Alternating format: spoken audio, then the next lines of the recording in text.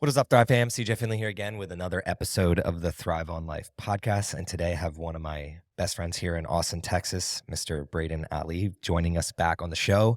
He was on the show over 2 years ago, episode 104. So if you want to learn more about him, go check that episode out, because today we're going to do a quick hitter 30-minute episode where we jump into the topic of community building. But before we do that, I want to give you the floor to give us a 1-minute update of what life has been since then. Yeah. 1 minute update. So last time I was on, thank you for bringing me back. It's always a lot of gratitude for able to sit down and drop in with you.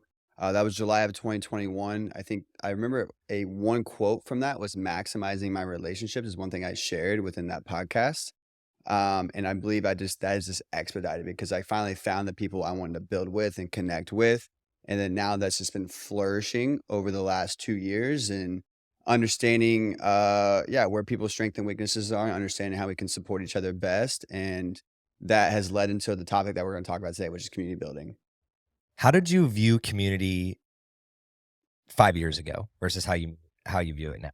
Yeah, you kind of beat me to the punch of how I was gonna like dial back context wise. Like there was no book that I read that said, "Hey, do this, do this, do this." Hopefully today we can give people somewhat of a playbook to tap into that makes it easier to build community, especially a thriving community. Then it was just curiosity. I was missing. I was lonely. I didn't feel like I had a supportive friend group that connect with me, that aligned with the way I wanted to go in life, and I was just super curious and like started leaning into like things that my body was telling me, the voice inside me was telling me that I wanted, but I didn't know it wasn't there. It wasn't in my life. So like someone had to create it. I had to get actions or lean into actions that created that community for me. What type of communities were you a part of when you were a child? Sports, wrestling, that was the only community that I was a part of. Uh, and it wasn't necessarily a good supportive community because there's a lot of drugs and alcohol that was related to that community, but it was something that I was always like the younger, cool kid that was hanging out with the older kids, but that was all I had. Go to college, fraternity. Um, again, coming from a place going to a big college and not having a lot of friends, I wanted to have friends, and that's a recurring thing. We all want to be a part of some, level of community. Which makes me realize that community can be positive or it can be negative. For sure. So, can you outline some of the principles that were positive in the communities that you were involved in as you were growing up, and then some of the negatives? For sure. Positives is what I've already kind of touched base on is this loneliness. Like loneliness is a disease that's killing people all over the world. And being able to surround with other people where you can connect and do something that you have shared value, of shared interest. Like for me, it was wrestling. In college, it was partying and girls. That was the positive of being able to connect with people who understood and we could, talk about these things. The negative side is, for the wrestling side, as I shared the drugs and alcohol and, doing that at a young age and not necessarily in a very small town too, where people aren't very vulnerable and sharing things and expressing things. So the negative side of just like very surface level relationships, and you fast forward that to the fraternity life too, very surface level relationships. And again, that's something a reoccurring thing that I see even today's world. It's very surface level. There's this real connection, and I'll probably dive into it a little bit more, but that answers your question Yeah, it makes me like I want to dig a little bit deeper. for sure. Is it better to be alone than in a negative community? Yeah, your environment creates you. That's a good thing to think about.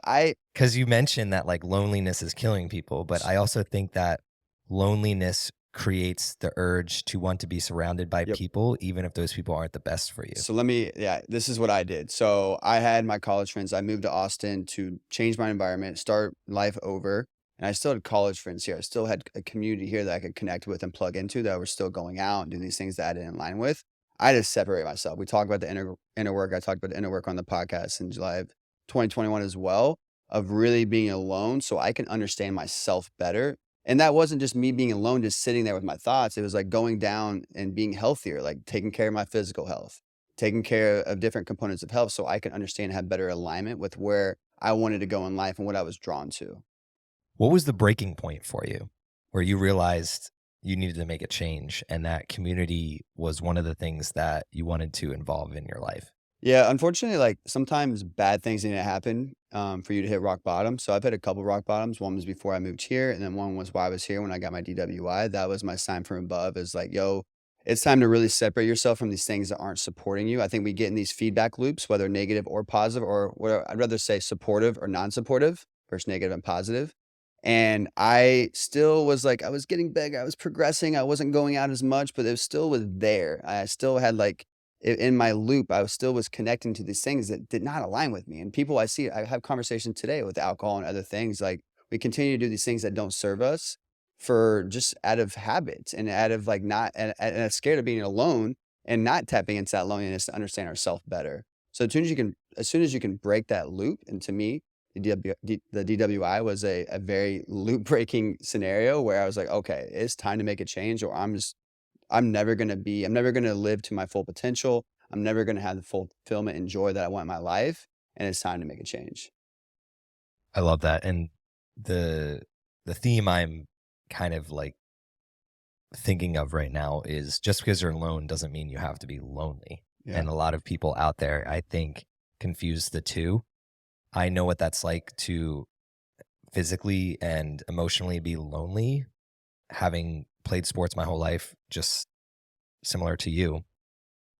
Once you get into the corporate world or once you graduate college and you're kind of thrust into society to make money and get to this next phase of life that society says we must step into, you look around and there's not many people around you that are supportive of what you truly want.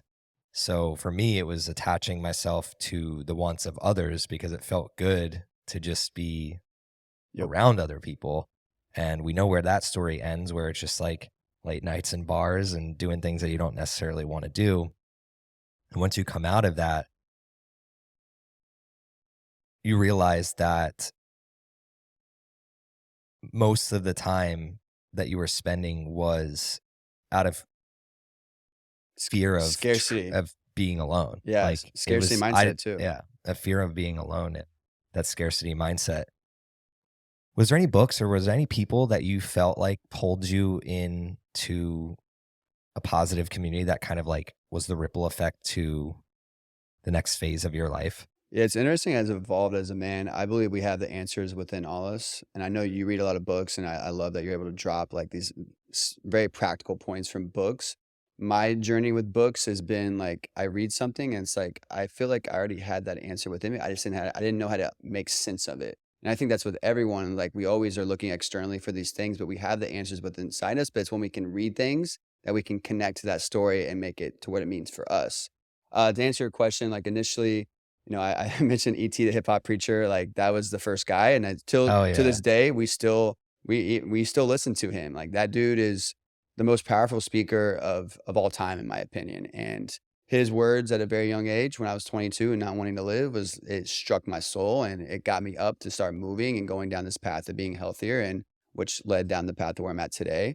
Book wise, I think Becoming Supernatural by Joe Dispenza. I always believed in the impossible, but couldn't I couldn't make sense of it because I had no data points or evidence within myself to like make sense of it. And then he has all these evidence of people actually doing it. And I'm just, oh shit, like, yeah, this is real. Like you can do whatever the hell you want as long as you are putting intentional action forward. It fires me up that that was your response because a rebuttal that we'll get is there's no communities or people around me that could be supportive. I live in this small town or I don't make enough money to go to the retreat or meet that person or do that event and experience. But the reality is, if you have a cell phone, podcasts, audible books, go to your local library Yeah. for books. Like, it's funny because my transition in life, I think a lot of people also think that you're going to have a hard pivot versus I literally used to smoke weed every day. I would smoke alone and then read. Yeah. And that was my transition. And eventually, like, I got alcohol and marijuana out of my life and the reading just stuck. And what ended up happening is much like you're saying, I started almost building a tribe of people that when time gets get tough and I'm alone, I don't even think of like my friends. I Yeah. think of a book or a quote or Tribe of Eric mentors, Tim Thomas. Ferriss. Yeah. Like I think of those advisors of what would that person do in this situation? And that helps me make better decisions in my own life. So I really vibe with how you responded in that way, because anybody else that's listening out there, no matter where you're at, your first step could literally just be change the content that's going into your mind Yep. and make yourself more comfortable with being alone with that. Because I think the inner voice is really what guides people in the wrong direction. Yep. That's, I believe, the only difference between people that are starting to win and people that continue to lose is your inner voice, because we're all humans. We all have the capability to walk, talk, but we all differ in what's going on in our minds. And I'd love for you to dig a little bit further into what was going on in Braydon's mind 10 years ago versus what goes on in his mind now. Like, give us the contrast on a daily basis. Like, when you wake up, what were you Yeah. thinking then? What are you thinking now? The middle of the day, the end of the day, how does it differ? Yeah, and I want to contextualize that your body keeps the score, but you can rewrite the story. So you can have these thoughts and things that weigh you down. As I call them, like chains that are just weighing us the hell down and not allowing us to really breathe and like get a full breath of air. We're like sinking into the water because of all these negative thoughts. That was my life for a very long time. I would say that was like 8 or 9 years ago, so close to 10. But I want to go to that point because at that point in my life, I pushed off everything. I was not a man in the arena. I was not a man of action. I was not a man of my word. I internalized all that and compared myself to everyone out there. All my friends, all my college friends had these corporate jobs. Me not having clarity on my purpose, me living at home with my parents, working a job that I did not like. And I wasn't doing anything about it. I just kept pushing it off. And the same thing, I wasn't healthy. Like I wasn't working out. I wasn't eating right. I wasn't getting good sleep. I didn't have community. I didn't seek, new friends. I didn't challenge myself to be better. And we fast forward to now, like, and all that started through, I always come back to health and really the four components of health, spiritual, emotional, physical, and mental.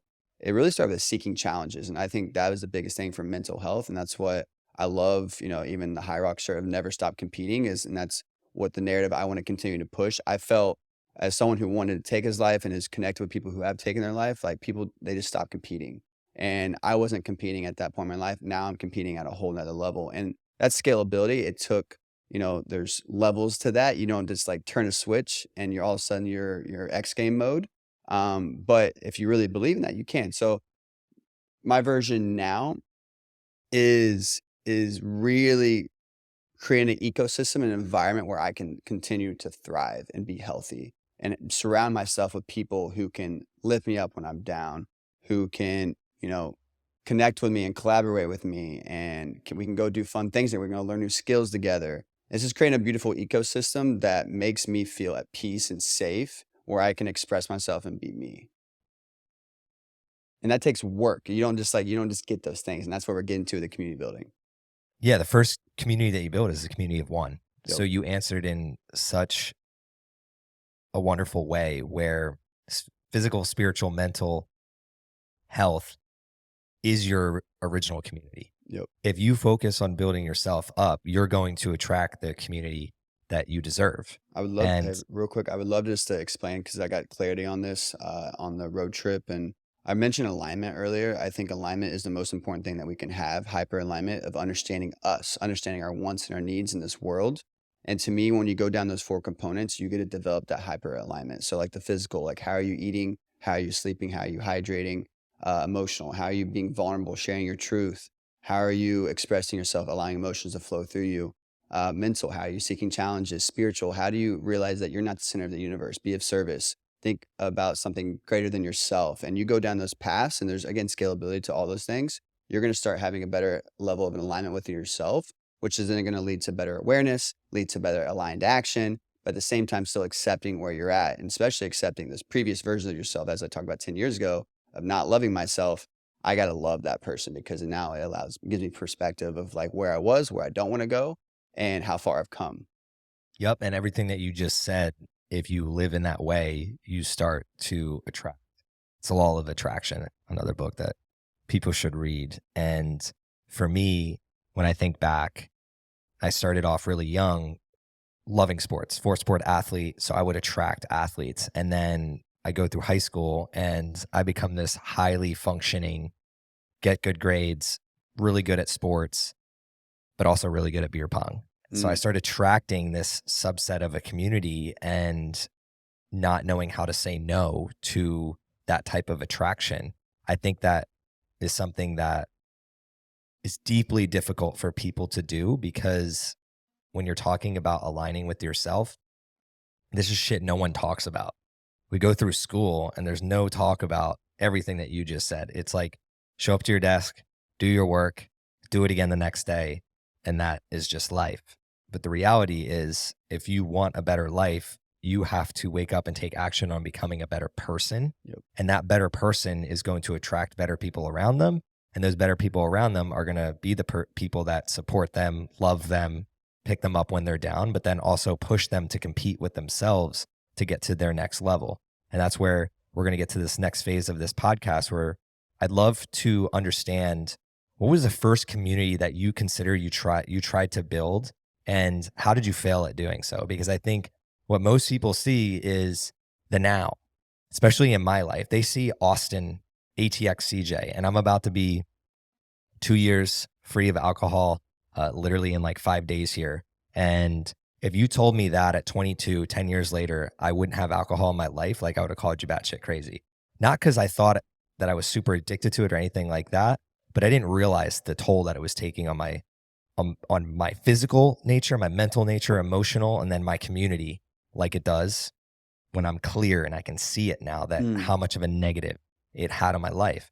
So then I improved my own life and I wanted to build communities, but you start realizing that not everybody's in it for the same reason and there's little things that are going on. They only see when the community is the 100-person event with the Roans of the world helping sponsor it. They don't see the little things that go on behind the scenes and the little mountains that you have to climb to get there. So if there's any like failures or things that you tried to do that didn't necessarily work, because I think what happens to a lot of people is they're listening and they're like, yeah, I need to build a community. I need to join a community. But then one little bad thing happens and they fall back into their bad habits. And I want to encourage them to not have that happen. Yeah, this is so interesting because I've never thought about my life because I never identified as a community builder until Squatch, and Squatch is obviously a thriving community at this point. But if I'm to look at back at my life from high school to moving forward, I was always all over the place. I had all these different friend groups and I was exploring and trying to identify the people that I wanted to connect with. And the same thing with the fraternity. But I didn't like pick these people. Like they were just a bunch of random dudes, and some people I connected with, some people I didn't vibe with at all. And I even became the rush chair, and I was like the guy who was bringing in the people in, and I was building and doing my best. But I think to answer your question, and then let's go to another position, LA Fitness. I was the manager there. I managed all the trainers, and I was hiring different trainers and in control of that community and that environment.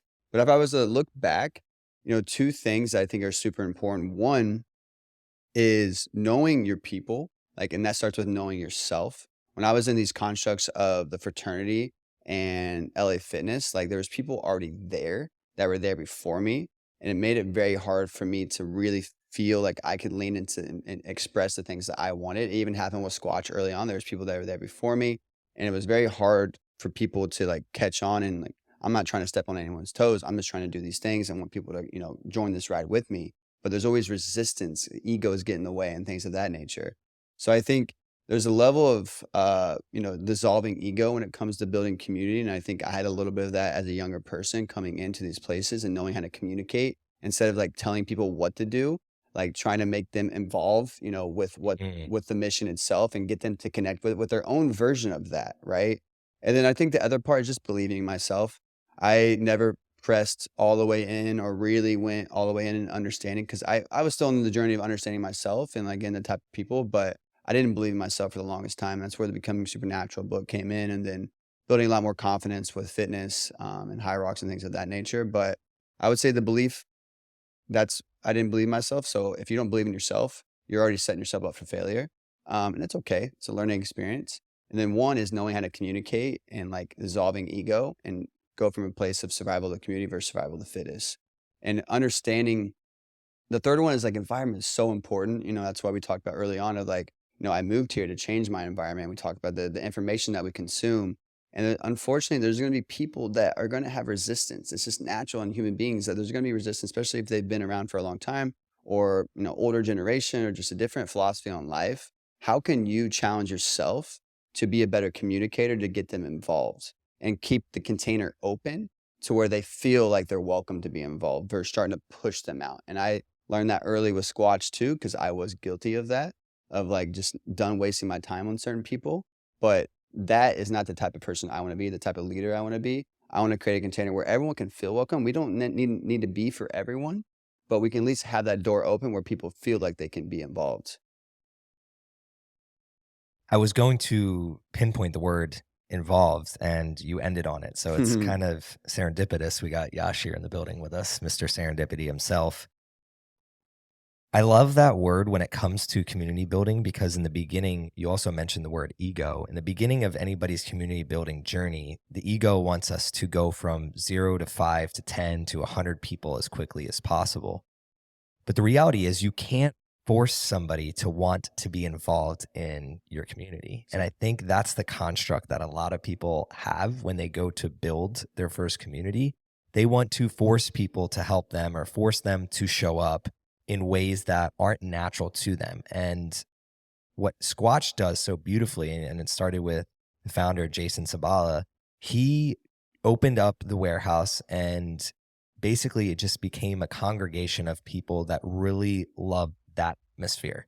And then when people were in that atmosphere, instead of saying like, here's the rules, here's how you need to show up, he let people show up however they wanted to show up. And then also he empowered them to be leaders in that way, where it's like, bring more people like yourselves that show up like this, and then figuring out a way for everybody to work together and figuring out, okay, this is our main mission, our main goal. But the reality is be involved at whatever capacity you want to be involved with. And it's something that's so subtle that nobody will really notice. But if you come to a community workout, one of the things that, because I've been in this game for a long time now, that a lot of other businesses don't do and a lot of other brands don't do, we do this with Men in the Arena as well. It's getting other experts and other professionals involved and allowing them to do their thing without trying to control their thing. Like last week, we had our Men in the Arena workout and we let Greg come in and run his boot camp style class. But there's boot camp style classes at Squatch. And instead of saying, come to Squatch and run our version of what we believe you should be doing, like come run yours. And we're here to support you in your mission and your journey, because we can't have everybody, and that's okay. Yep. Was there a time even in with your even with the community workouts too, like bringing in other leaders? And I know there was resistance from different trainers, like, hey, why are you bringing in these other people? Like, this is a Squatch gym. It's like, it's not what it's about. Like, we are creating an experience, and it's okay. Like, we're not in competition with anyone else either. We want to be able to, all gyms, to be able to support each other. it's what I think about it, it's The Infinite Game by Simon Sinek. Mm. You're thinking in an infinite way.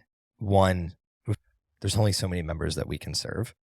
And when you think like that, you're just like, okay, like let's do things that serve our entire community, rather than like scarcity, going back to that word that we were thinking about earlier. It's just like, we're just going to be in our own little bubble, in our own little world. And if you're not thinking like, what's the largest impact that I can have, then it's very easy to do that, because people lose sight of, this is about impact. It's about community service. It's not about necessarily the profit at the end of the day. Sure, in business, you need to make that profit to keep your dreams alive. But if you focus on the impact and how to help every single person, even your competitors, you're going to end up in a much better environment for cultivating community, creating connections, and building long-lasting relationships. And that's what we all need, especially as men, where I give a shout out to Alex Radcliffe here. I've known Alex since we were on the same street in Burlington, New Jersey, little small town in South Jersey. And he texted me the other day that he was so appreciative that I got him involved in High Rocks and competing with himself again. Let's go, Alex. And now this dude, Savage. He's going to kick my ass, dude. Like him Savage. and our other friend Alex are joining forces, and then they're going to race. And without a doubt, they're going to get a better score than Alex and I do, because they're training every single day and they're getting after it together. And when I think of like what community is, that is what community is to me. It's It's like an arena in Jersey. Yeah. Yeah, I mean, we can make that happen for Yeah, we got a sure. base. But to tie this thread, Mhm. he came to High Rocks. He knows Bray and a bunch of our other buddies, and he didn't even know that this community existed. He comes in the community, and because it's a community at High Rocks of like everybody wants to help each other get a better score and get a better time and have fun, and have it impact their life beyond the arena that day that you're competing. And he felt that, and then now that opens up new relationships, new people, new ways of thinking, and it started just because of that type of mentality. What Yep. does community look like for you? And we'll wrap with this question. What does it look like for you over the next decade? What are you working to build? Who are you working to become? And if you were to like plant the seed now and water it, and then 10 years from now, see it, this Braden Yep. plant, what does it look like? I love that you said the plan because I'm going to start with the statement, build it and they will come, nurture it and they will stay. Um, I also want to give a distinction real quick between culture and community because I think where you asked the next step, like culture is the bigger things that creates a more intimate community, and the difference between them, community is a collection of people with similar characteristics and interests. A culture is a shared value system, belief system that characterize a community. So there's multiple different communities, and you can have a similar culture within a same or within different communities. But to answer your question, I curiosity is the number one thing that got me to where I'm at today.